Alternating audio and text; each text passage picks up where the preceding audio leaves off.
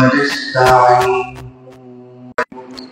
ونعوذ بالله من شرور أنفسنا ومن سيئات أعمالنا من يهد الله فلا مضل له ومن يضلل فلا هادي له وأشهد أن لا إله إلا الله وحده لا شريك له وأشهد أن محمدا عبده ورسوله أما بعد فأعوذ بالله من الشيطان الرجيم بسم الله الرحمن الرحيم والفجر وليال عشر اللهم صل على محمد وعلى آل محمد كما صليت على إبراهيم وعلى آل إبراهيم إنك حميد مجيد اللهم بارك على محمد وعلى آل محمد كما باركت على إبراهيم وعلى آل إبراهيم إنك حميد مجيد সমস্ত প্রশংসা মহান রব্বুল আলামিনের জন্য যিনি আমাদেরকে জুমার সালাত আদায় করার উদ্দেশ্যে মসজিদে সমবেত হওয়ার তৌফিক দিয়েছেন আলহামদুলিল্লাহ দরুদ ও সালাম করছি বিশ্বমানবতার মহান শিক্ষক রাহমাতুল আলামিন মুহাম্মদুর রাসূলুল্লাহ সাল্লাল্লাহু আলাইহি ওয়াসাল্লামের উপর যার আনিত বিধান অনুসরণ করা মাধ্যমে রয়েছে মানব জাতির জন্য উপকারী কল্যাণ এবং পরকালে। আমি আপনাদের সামনে জিলহজ মাসের আমল এবং ফজিলত সম্পর্কে আলোচনা করার চেষ্টা করব। ওয়া তাওফীক ইল্লা বিল্লাহ আলাইহি তাওয়াক্কালতু ওয়া ইলাইহি উনীব। আল্লাহ রাব্বুল আলামিন চারটা মাসকে সম্মানিত মাস হিসেবে ঘোষণা করেছেন। এর মধ্যে একটি হলো জিলহজ মাস। জিলহজ মাস, মুহররম মাস এবং রজব মাস। এই চারটা মাস হচ্ছে হারাম মাস, সম্মানিত মাস। আরবের জাহেলরাও, আরবের মুশরিকরাও এই মাসকে সম্মান করত এবং এই মাসের মধ্যে যুদ্ধ বিগ্রহ করত না, ফাসাদ করত না, লড়াই করত না। লড়াই করা থেকে, যুদ্ধ বিগ্রহ করা থেকে এই মাসে তারা বিরত থাকত। এই মাসে আরবের জাহেলরাও সম্মান। এই চারটা মাসের মধ্যে অধিক সম্মানিত মাস হল জিলহজ মাস।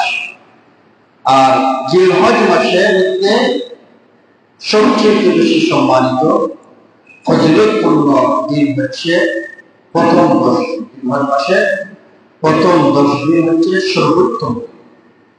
এমনকি সারা বছরের মধ্যে যত দিন রয়েছে এর মধ্যে সর্বোত্তম দিনগুলোর মধ্যে এই 10 দিন হচ্ছে সর্বোত্তম। এই দিনগুলোর ব্যাপারে আল্লাহ রাব্বুল আলামিন সূরা ফজরের মধ্যে বলেছেন ওয়াল ফাজরি ওয়া লায়ালিন আশর। ফজরের কসম এবং শপথ 10 দিনের কসম, 10 দিনের শপথ। এখানে একটা বিষয় লক্ষণীয় যে আল্লাহ রাব্বুল আলামিন তার সৃষ্টি বিভিন্ন নিদর্শন নিয়ে তিনি কসম করেন। যেমন ওয়াল ফাজরি ওয়া লায়ালিন আশর ওয়াত তিন ওয়াজ যাইতুন ওয়াল আসর। এরকম ভাবে আল্লাহ রাব্বুল আলামিন সময়ের কসম করেন, তিনের কসম করেন, তারপরে ফজরের কসম করেন। বিভিন্ন ভাবে আল্লাহ রাব্বুল আলামিন কসম করেন। এগুলো তারই নিদর্শন, এই জন্য তিনি কসম করেন। তবে মানুষের জন্য আল্লাহ রাব্বুল আলামিন ব্যতীত অন্য কোনো নাম নিয়ে কসম করা যায় না। রাসূলুল্লাহ সাল্লাল্লাহু আলাইহি ওয়াসাল্লাম বলেছেন মান হালাফা বিগাইরিল্লাহি ফাকাদ কাফারা আও আশরাকা। যে ব্যক্তি আল্লাহ রাব্বুল আলামিনের নাম ব্যতীত অন্য কোনো নামে অথবা অন্য কোনো বস্তুর নাম নিয়ে কসম করবে সে শিরক করলো। আমাদের সমাজে কথার গুরুত্ব দিতে গিয়ে বলে যে আমরা মায়ের নামে কসম করলাম, বাবার নামে কসম করলাম। বইয়ের কসম করলাম, বিদ্যার কসম করলাম, এই মাটির মধ্যে দাঁড়িয়ে কথা বললাম, এইরকম আল্লাহ রাব্বুল আলামিনের নাম ছাড়া যত কসম আছে সমস্ত কসম বাতিল। এই কসমগুলোর জন্য শিরক হবে, গুনাহগার হবে। এই জন্য যখন কথার গুরুত্ব দিয়ে কসম করতে হবে তখন আল্লাহ রাব্বুল আলামিনের নাম দিয়ে কসম করতে হবে, আল্লাহর কসম, অথবা এই ঘরের মালিকের কসম, রবের কসম, এইভাবে কসম করা হবে। কিন্তু আল্লাহর নাম ছাড়া আর যত নামই কসম করা হয় সমস্ত এই বিষয় থেকে আমাদের আল্লাহ রাব্বুল আলামিন বাঁচার তৌফিক দান করুন। তো আল্লাহ রাব্বুল আলামিন এই জিলহজ মাসে 10 দিনের গুরুত্ব বুঝাতে গিয়ে কসম করেছেন। তো শপথ 10 রাত, এর ব্যাখ্যায় এই 10 দিনের যে কসম করেছেন এর ব্যাখ্যায় মুহাদ্দিসিন কিরাম ইবনে আব্বাস রাদিয়াল্লাহু তাআলা আনহু, ইবনে জুবাইর, মুজাহিদ এবং সালফে সালিহিনগণ বলেছেন 10 রাতের অর্থ হলো জিলহজ মাসের প্রথম 10 রাত। জিলহজ মাসের ফজিলত অপরিসীম। আব্দুল্লাহ ইবনে আব্বাস রাদিয়াল্লাহু তাআলা আনহুমা হতে বর্ণিত, নবী করিম সাল্লাল্লাহু আলাইহি ওয়াসাল্লাম বলেছেন, আল্লাহর নিকট জিলহজ মাসের 10 দিনের আমলের চেয়ে অধিক পছন্দের আমল। সুবহানাল্লাহ। সাহাবীগণ জিজ্ঞাসা করলেন, হে আল্লাহর রাসূল সাল্লাল্লাহু আলাইহি ওয়াসাল্লাম, আল্লাহর রাস্তায় জিহাদ কি নয়? জিহাদ অত্যন্ত গুরুত্বপূর্ণ একটি আমল। এই 10 দিনের থেকে আল্লাহর রাস্তায় জিহাদ করা বড় আমল নয়, সর্বোত্তম আমল নয়? রাসূলুল্লাহ সাল্লাল্লাহু আলাইহি ওয়াসাল্লাম বলেন, না, শুধুমাত্র ওই ব্যক্তি ব্যতীত আল্লাহর রাস্তায় জিহাদ নয়, তবে ওই ব্যক্তি ব্যতীত যে স্বীয় জান মাল, নিজের জান মাল নিয়ে জিহাদে বের হয়েছে আর জান নিয়ে ফিরে আসতে পারে, অর্থাৎ শহীদ হয়ে গেছে। জিহাদে গিয়ে শহীদ হওয়া ব্যতীত জিহাদ করাটাও এই 10 দিনের চাইতে সর্বোত্তম আমল হয়। এই 10 দিনের এত বেশি গুরুত্ব, দিন হিসাবে এই 10 দিনের এত গুরুত্ব রাসূলুল্লাহ সাল্লাল্লাহু আলাইহি ওয়াসাল্লাম দিয়েছেন। অন্য হাদিসে এসেছে, ইবনে আব্বাস রাদিয়াল্লাহু তাআলা আনহু বর্ণিত, নবী করিম সাল্লাল্লাহু আলাইহি ওয়াসাল্লাম বলেছেন, মা মিন আমালিন আযকা ইনদাল্লাহি আযযা ওয়া জাল্লা ওয়ালা আ'যামা আজরান মিন খায়রি তা'মালুহু ফি 'আশরিল আযহা।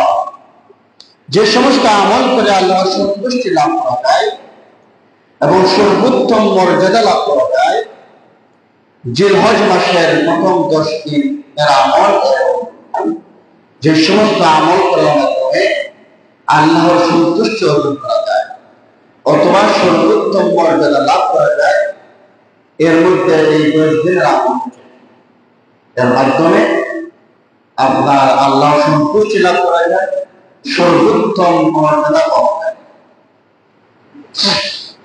এখানে একটা হাদিস প্রচলিত আছে, জিলহজ মাসের প্রতিটি দিনের সিয়াম 1 বছরের সিয়ামের সমান। এর প্রতিটি রাতের ইবাদত লাইলাতুল কদরের ইবাদতের সমান। এরকম হাদিস একটা প্রচলিত আছে, যে হাদিসটা সহিহ নয়, সহিহ হাদিস। আমাদের আমল করার ক্ষেত্রে সহিহ সহিহ জাল হাদিস বাছাই করে আমল করতে হবে। সহিহ হাদিসকে গ্রহণ করতে হবে, যেগুলো সহিহ হাদিস সেইগুলা সহিহ হাদিস ভিত্তিক আমল করতে হবে।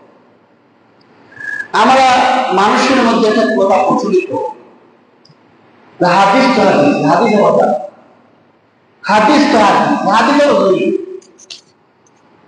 কিন্তু সে আখিরাতের যে আমল করার মাধ্যমে সে জাহান্নামের আযাব থেকে মুক্তি পাবে, যে আমল করার মাধ্যমে, যে কাজ করার মাধ্যমে সে জান্নাত লাভ করবে, এই আমল করার ক্ষেত্রে সে উদাস, যাচাই বাছাই করে না। সেই আমল করার ক্ষেত্রে তার যাচাই বাছাইয়ের প্রয়োজনীয়তা মনে করে না। কিন্তু আপনি তাকে একটা জাল টাকা করে দেন, সে কিন্তু জাল টাকাটা সাথে সাথে দিবে না, যাচাই বাছাই করে ভালো করে দেখে, যদি দেখে আপনি জাল টাকা দিতেছেন এভাবে অ্যাকশন নেয়। জাল টাকা বুঝে জাল হাদিস বুঝে না, হাদিস বললে বলে হাদিস। জাল টাকা যেরকম টাকা নয়, জাল হাদিসও সেরকম হাদিস নয়। এই জন্য দুনিয়ার ক্ষেত্রে যেভাবে সচেতন, এর থেকে 1000 গুণ বেশি সচেতন হতে হবে আখিরাতের।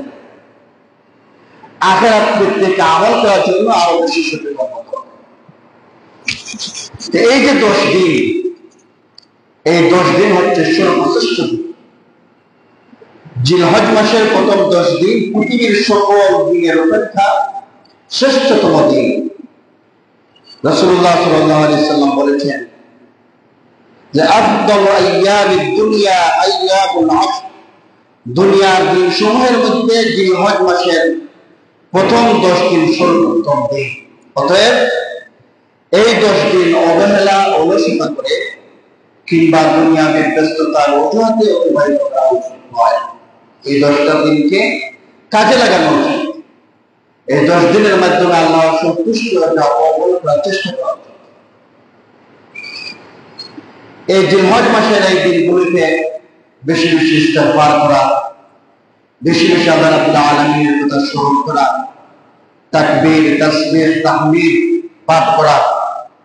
কারণ এই দিনগুলোর আমল আল্লাহর নিকট সবচেয়ে বেশি প্রিয় এবং পছন্দের আমল। রাসূলুল্লাহ সাল্লাল্লাহু আলাইহি ওয়াসাল্লাম বলেছেন, এই দিনসমূহ আল্লাহর নিকট অধিক মর্যাদাপূর্ণ এবং এই 10 দিনের মধ্যে সম্পাদিত আমল আল্লাহর নিকট অধিক প্রিয়।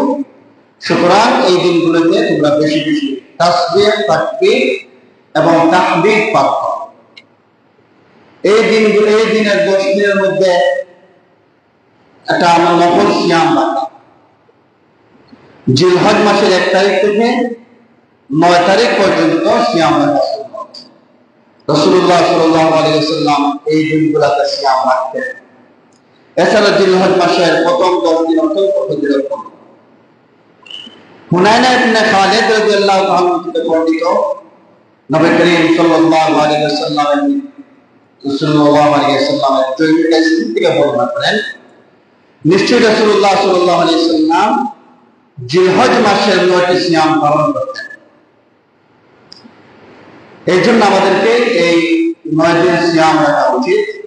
রাসূলুল্লাহ সাল্লাল্লাহু আলাইহি ওয়াসাল্লাম যে দিনগুলোতে সিয়াম রাখতেন, যেমন সোমবারে সিয়াম রাখতেন, বৃহস্পতিবারে সিয়াম রাখতেন, আইয়ামে বীজের মাসে 3 দিন সিয়াম রাখতেন, এই দিনগুলোতে আমরা সিয়াম রাখতাম।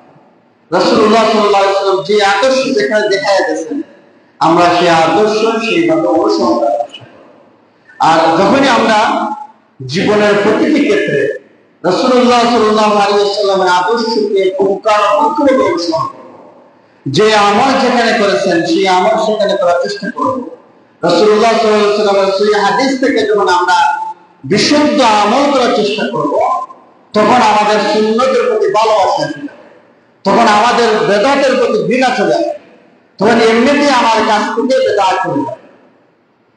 আমি যদি এটা 9 সিয়াম রাখি, আমি যদি প্রতি সোমবারে সিয়াম রাখি, আমি যদি বৃহস্পতিবারে সিয়াম রাখি, আমি যদি মাসে 3 দিন সিয়াম রাখি, মুহররম মাসে 2 দিন সিয়াম রাখি, এইভাবে যদি যে সমস্ত বিশুদ্ধ আমল রয়েছে এগুলো যদি আমি পালন করি, তাহলে আমাকে সবে মেরাজের সিয়াম রাখতে হবে। এরকম যে বেদাতি আমলগুলো আছে এগুলোর প্রতি আগ্রহ কমে যাবে। আপনি যদি প্রতিদিনই তাহাজ্জুদের সালাত আদায় করেন, তাহলে শবে বরাতের নামাজ পড়বেন না, আপনি শবে মেরাজের নামাজ পড়বেন না। আপনি যদি নিয়মিত আপনি নফল সালাতে অভ্যস্ত থাকেন, তাহাজ্জুদের সালাতে অভ্যস্ত থাকেন, এই জন্য আমাদের রাসূলুল্লাহ সাল্লাল্লাহু আলাইহি ওয়াসাল্লামের ভালোবাসার দাবি হলো রাসূলুল্লাহ সাল্লাল্লাহু আলাইহি ওয়াসাল্লাম যে আমল যেখানে করেছেন, যেইভাবে করেছেন, আমরা ঠিক সেইভাবে সে আমল করব। এই আমলের ক্ষেত্রে আমরা অনীহা করব না, আমরা অলসতা করব না। রাসূলুল্লাহ সাল্লাল্লাহু আলাইহি ওয়াসাল্লাম এই মজলিসে সিয়াম রাখতেন, এই জন্য আমরা সিয়াম রাখি। আমরা রাসূলুল্লাহ সাল্লাল্লাহু আলাইহি ওয়াসাল্লামের আদর্শ অনুসরণ করব। এই দিনের ভিতরে আছে সিয়াম রয়েছে অত্যন্ত গুরুত্বপূর্ণ সিয়াম। 9 দিন যদি সিয়াম রেখে দেন, এই একদিনের সিয়াম হচ্ছে আরাফার দিনের সিয়াম। আরাফার দিনের অনেক ফজিলত রয়েছে। আল্লাহ রাব্বুল আলামিন এই দিন মানুষকে সবচেয়ে বেশি জাহান্নাম থেকে মুক্তি দেন এবং ফেরেশতাগণের সামনে দুর্লভ করে বলেন, আরাফার মাঠের এই সকল মানুষ কি চায়, অর্থাৎ তারা যা চায় তা দান করা। কিন্তু যারা হজ করতে যাননি তাদের জন্য রাসূলুল্লাহ সাল্লাল্লাহু আলাইহি ওয়াসাল্লাম অত্যন্ত ফজিলতপূর্ণ সিয়াম পালন করে দিয়েছেন, যাতে করে উক্ত ফজিলতের কিছু অংশ তারাও পেতে পারে। যদি রাসূলুল্লাহ সাল্লাল্লাহু আলাইহি ওয়াসাল্লাম আরাফাতের ময়দানে অবস্থানকারী ব্যক্তিকে আরাফাতের সিয়াম রাখতে নিষেধ করেছেন। রাসূলুল্লাহ সাল্লাল্লাহু আলাইহি ওয়াসাল্লামকে আরাফাতের সিয়ামের দিবসের সিয়াম সম্পর্কে প্রশ্ন করা হলে তিনি বলেন, সিয়াম ইয়াউমি আরাফাতা আহতাসিবু আলা আল্লাহি আন ইউকাফিরা সানাতাল্লাতী ক্বাবলাহু ওয়াস সানাতাল্লাতী বা'দাহু। আরাফাত দিবসের সিয়াম সম্পর্কে আল্লাহর কাছে আমি আশা করি যে তার বিগত এক বছর অথবা গত হয়ে গেছে যে এক বছর বা আগত এক বছরের সগীরা গুনাহ এর কাফারা হবে। যে আরাফাত দিবসে সিয়াম রাখবে এটার ফজিলত হচ্ছে যে আপনার বিগত এক বছর এবং আগত এক বছরের মানে গুনাহের কাফারা হবে। সুবহানাল্লাহ। এই জন্য এই দিনে সিয়াম রাখাকে গুরুত্বশীল দেখা উচিত। আরাফার দিনে যদি জুমার দিন হয় তারপরে এই দিনে সিয়াম রাখবে এবং এই দিন আরাফার দিন কোন দিন এখানে একটা বিতর্ক আছে যে যেই দিন সুন্দর হবে আরাফার দিন এই দিনই আরাফার সিয়াম রাখবো নাকি আমাদের এখানে যখন 9 তারিখ সেই দিন রাখবো, এটা একটা বিতর্ক আছে। সবচেয়ে ভালো হয় আপনি যদি 9টা সিয়াম রেখে ফেলেন তাহলে আপনার এই বিতর্ক সবচেয়ে ভালো হচ্ছে যে আপনি 9টা সিয়াম তাহলে বিতর্কে যাওয়ার কোনো প্রয়োজন। হজ এবং উমরা পালন করা সামর্থ্যবান যারা মুসলিম রয়েছেন তাদের উপর হজ অবশ্যই পালনীয় একটা ইবাদত। আর সকল আম ব্যক্তির জন্য সকল মুসলমানের জন্য যাদের অবস্থা আর্থিক অবস্থা সচ্ছল তারা এই সময়ে হজ পালন করবেন। হজ এই দিনের উপর নির্দিষ্ট, এই দিন ছাড়া হজ পালন করা সম্ভব নয়। আল্লাহ রাব্বুল আলামিন বলেন, ওয়ালিল্লাহি আলান নাস হিজ্জুল বাইতি মান ইসতাতাআ ইলাইহি সাবিলা। মানুষের মধ্যে যার সেখানে যাওয়ার সামর্থ্য রয়েছে তাকে আল্লাহর উদ্দেশ্যে গিয়ে হজ করা অবশ্যই কর্তব্য। অবশ্যই হজ পালন করতে হবে। হজ এবং উমরার ফজিলত বর্ণনায় রাসূলুল্লাহ সাল্লাল্লাহু আলাইহি ওয়াসাল্লাম বলেন, আবু হুরায়রা রাদিয়াল্লাহু তাআলা থেকে বর্ণিত তিনি বলেন, রাসূলুল্লাহ সাল্লাল্লাহু আলাইহি ওয়াসাল্লামকে জিজ্ঞাসা করা হলো কোন আমলটি সর্বোত্তম? তিনি বললেন, আল্লাহ তার রাসূলের প্রতি ঈমান আনা সর্বোত্তম আমল। আবার তাকে জিজ্ঞাসা করা হয়েছিল তারপর কোনটি সর্বোত্তম আমল?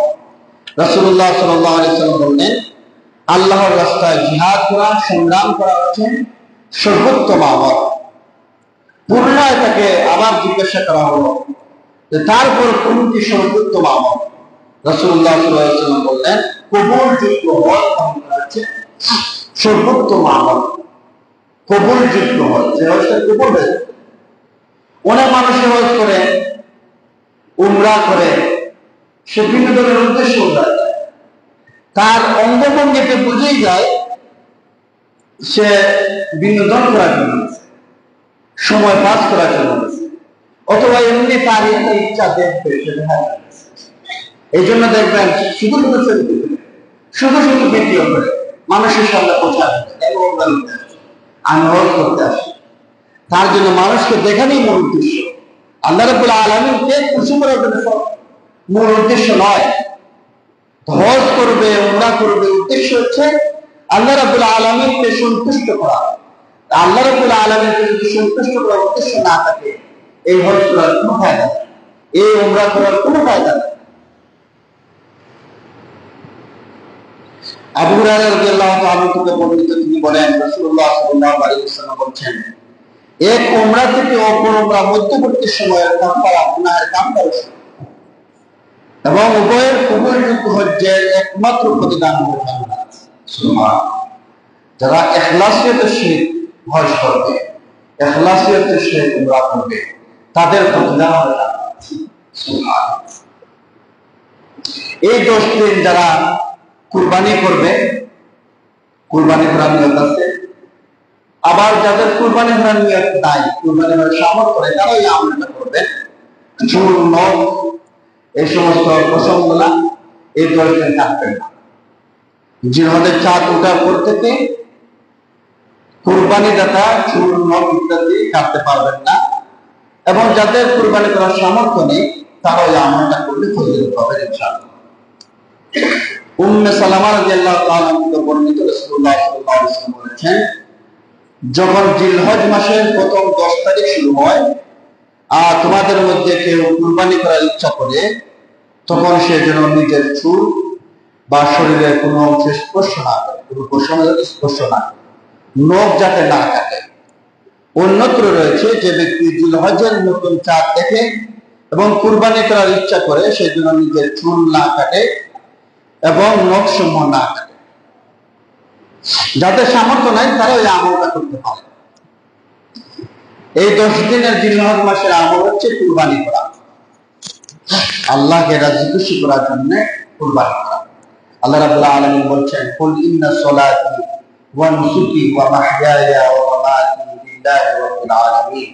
হে নবী, আপনি বলুন, নিশ্চয়ই আমার সালাত, আমার কুরবানি, আমার হায়াত, আমার মুলক একমাত্র আল্লাহ রাব্বুল আলামিনের জন্য। কুরবানি করবেন, গরু জবাই দিবেন, বকরি জবাই দিবেন, উদ্দেশ্য থাকবে আল্লাহ রাব্বুল আলামিনকে সন্তুষ্ট করা। আপনি সালাত আদায় করবেন, উদ্দেশ্য থাকবে একমাত্র আল্লাহ রাব্বুল আলামিনকে সন্তুষ্ট করা। আপনার হায়াতের সারাটা জীবন আপনার উদ্দেশ্য থাকবে আল্লাহ রাব্বুল আলামিনকে সন্তুষ্ট করা, রাজি খুশি করা। সালাত হবে আল্লাহর জন্য। সালাত আমরা আদায় করি তো আল্লাহর জন্যই আদায় করি, কিন্তু না, সালাতে আসার কত নিয়তের মধ্যে গরমিল হয়ে যায়, কুরবানি করার মধ্যে নিয়তের মধ্যে গরমিল হয়ে যায়। এই জন্য আল্লাহ রাব্বুল আলামিন আমাদের নিয়তকে সংশোধন করতে বলছেন। আপনি দেখেন না, সালাত আদায়কারীদের উপর আল্লাহ রাব্বুল আলামিন বলেছেন, ফাওয়াইলুল লিল মুসাল্লিন আল্লাযীনা হুম আন সালাতিহিম সাহুন আল্লাযীনা হুম ইউরাউন। এই সমস্ত সালাত আদায়কারীদের জন্য দুর্ভোগ, যারা তাদের সালাত আদায়ে উদাসীন, তারা মানুষকে দেখানোর জন্য সালাত আদায় করে। তো অনেক মানুষের অসংখ্য মানুষ আছে যারা তাদের সালাত উদাসীন, তারা সালাত আদায় করার সময় বিনয় অবনত নয়।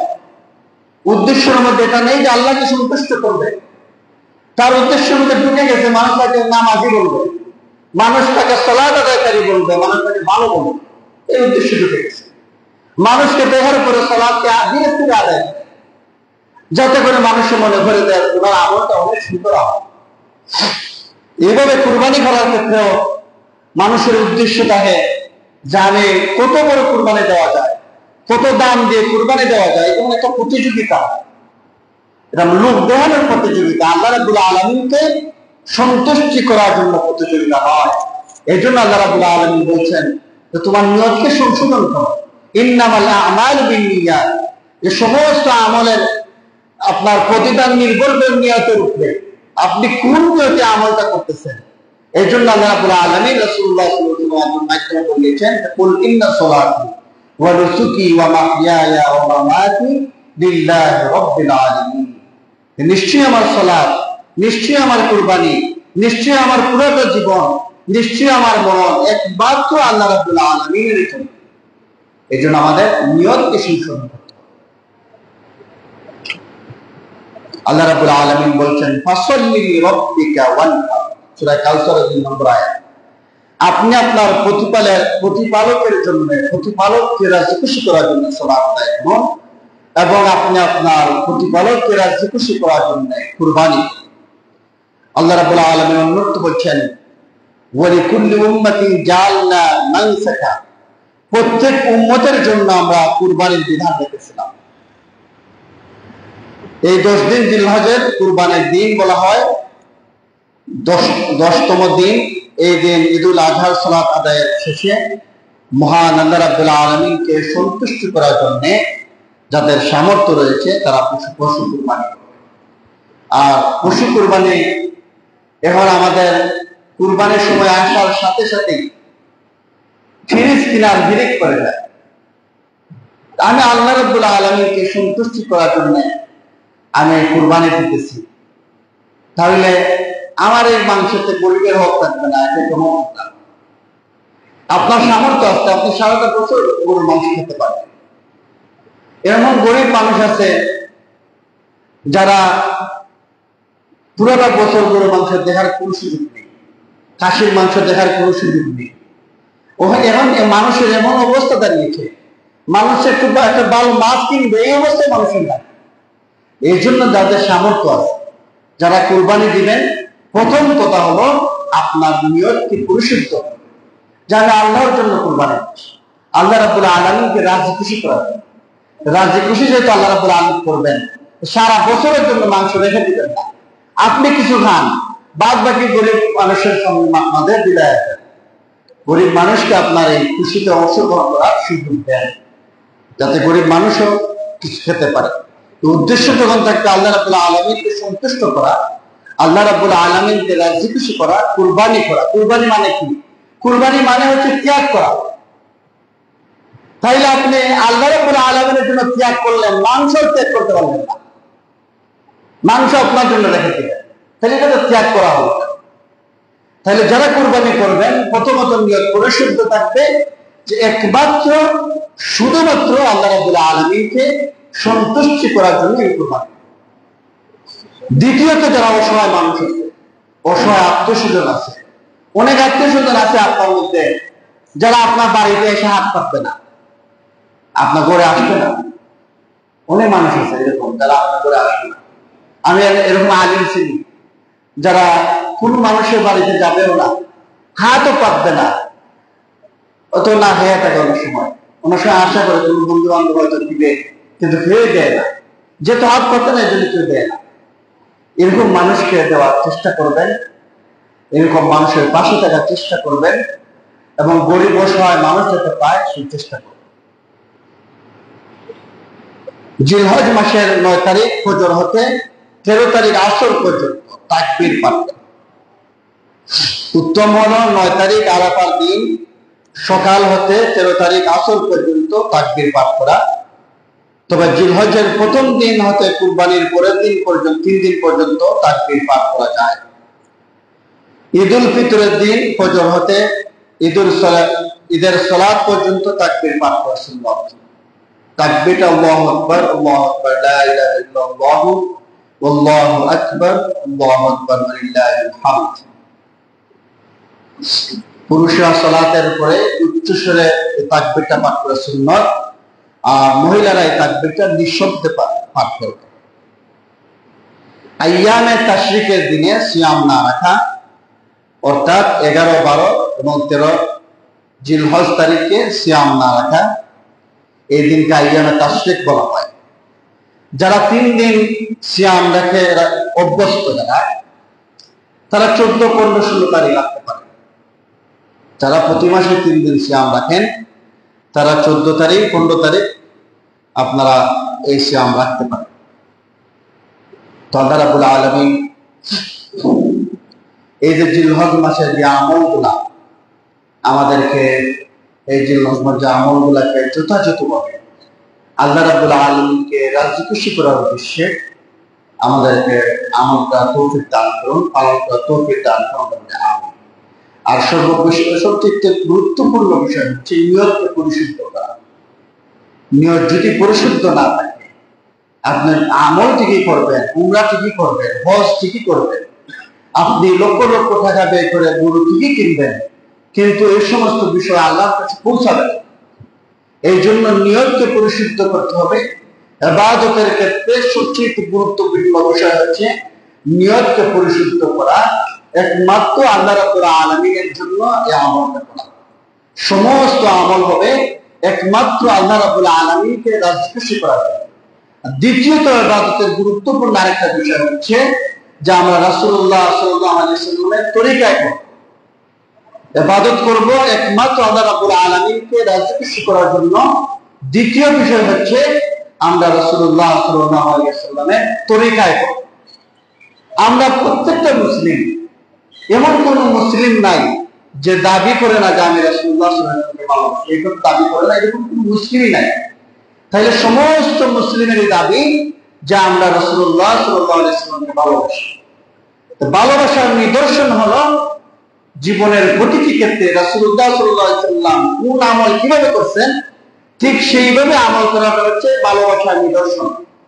আপনি বললেন আমি আপনাকে ভালোবাসি, আপনি আপনার পিতাকে বললেন যে আব্বা তোমার আমি ভালোবাসি, কিন্তু পিতা বললো যে বাজার থেকে গেছেন বাজারে যাইতে রাজি না, পিতার কথা মানতে রাজি না। মাকে বললো ভালোবাসি, মা বললো ওই কাজটা করে দাও, ওই কাজটা করে দিতে রাজি না, কিন্তু মাকে ভালোবাসি বারবার ভালোবাসি বলিলা গজল গায়, ভালোবাসি বলিলা বিভিন্ন ধরনের নাচ গায়। এইভাবে যদি আপনার সন্তান হয়, আপনি যেরকম এই সন্তানকে আপনি গ্রহণ করবেন না, আপনার কথা উল্টা চলে, আর আপনার সময় সময় এসে আপনার পাম্প করতে দেয় যে আপনার আমি খুব ভালোবাসি আব্বা যান, আপনার আপনি খুব মহব্বত করে আম্মা যান, কিন্তু মার কথা কোনো কথাই শুনে না। মা যেই দিকে যেতে বলে উল্টা সেই দিকে যায়, বাবা যেই দিকে ডাকে উল্টা অন্য পথে যায়।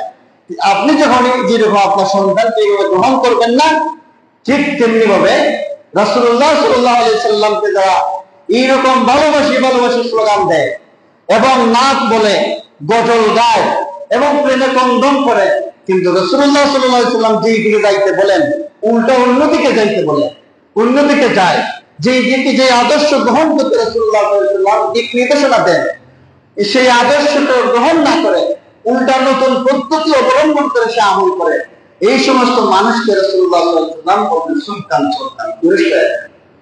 তারা আজকে কসরে পানি পান করাবেন না, তাকে সুপারিশ করবেন না। তাহলে ভালোবাসার নিদর্শন হলো গজল গাওয়া ভালোবাসার নিদর্শন নয়, নাচ গাওয়া ভালোবাসার নিদর্শন নয়, মিছিল করা ভালোবাসার নিদর্শন নয়।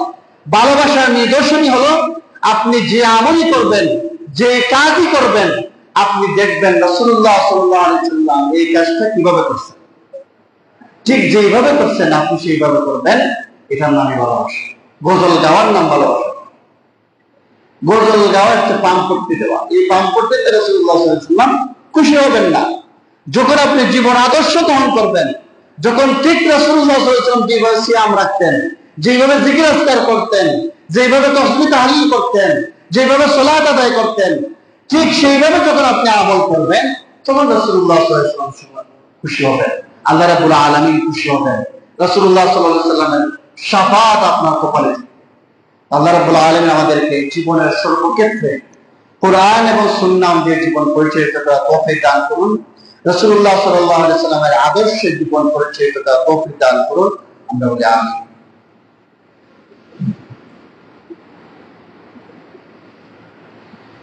আলহামদুলিল্লাহ ওয়াসসালাতু ওয়াসসালামু আলা রাসূলিল্লাহ, আম্মা বা'দু ফাইন্না খায়রাল হাদীসি কিতাবুল্লাহ ওয়া খায়রাল হাদী হাদী মুহাম্মাদিন সাল্লাল্লাহু আলাইহি ওয়াসাল্লাম ওয়া শাররাল উমুরি মুহদাসাতুহা ওয়া কুল্লু মুহদাসাতিন বিদআহ ওয়া কুল্লু বিদআতিন দালালাহ ওয়া কুল্লু দালালাতিন ফিন-নার।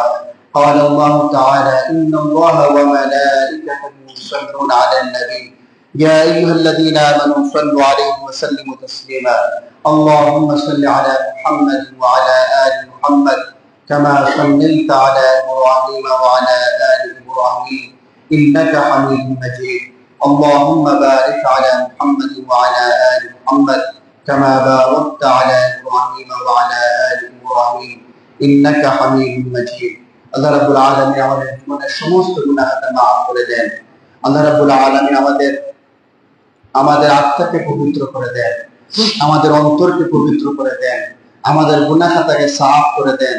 আল্লাহ রাব্বুল আলামিন আমাদের জীবনের প্রতিটি ক্ষেত্রে রাসূলুল্লাহ সাল্লাল্লাহু আলাইহি ওয়াসাল্লামের আদর্শ গ্রহণ করার তৌফিক দান করেন। একমাত্র আপনাকে আল্লাহ রাব্বুল আলামিনকে রাজি খুশি করার জন্য ইবাদত করার তৌফিক দান করেন। আমাদের মধ্যে যারা অসুস্থ আছে তাদেরকে সুস্থতা দান করেন। আমাদের মধ্যে যারা বিপদ মুসিবতে আছে তাদের বিপদ মুসিবত দূর করে দেন। আমাদের মধ্যে যারা ঋণগ্রস্ত আছে তাদের ঋণ থেকে মুক্তি দান করেন। আমাদের এই মসজিদকে যারা টাকা দিয়ে, পয়সা দিয়ে, শ্রম দিয়ে, বুদ্ধি দিয়ে যেভাবে সহযোগিতা করতেছেন আল্লাহ রাব্বুল আলামিন সবাইকে কবুল করে নেন। আমাদের মধ্যে যারা কবরস্থ হয়ে গেছে তাদের কবরকে জান্নাতের বাগান বানিয়ে নেন।